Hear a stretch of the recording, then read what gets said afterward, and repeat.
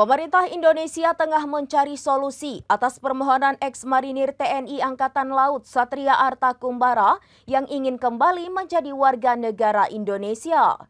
Hal tersebut setelah Kumbara diketahui bergabung menjadi tentara bayaran Rusia.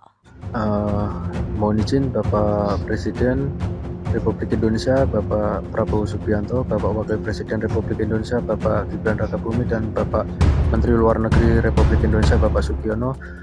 Menteri Sekretaris Negara Republik Indonesia Prasetyo Hadi mengatakan persoalan tersebut sedang dikoordinasikan lintas kementerian dan lembaga terkait pada Jumat 25 Juli 2025. Pihaknya juga sudah menginstruksikan Panglima TNI Agus Subianto untuk mencari jalan keluar terbaik. Mantan prajurit marinir TNI Angkatan Laut Satria Arta Kumbara yang bergabung dengan pasukan bayaran Rusia tiba-tiba menyatakan keinginannya untuk pulang ke Indonesia.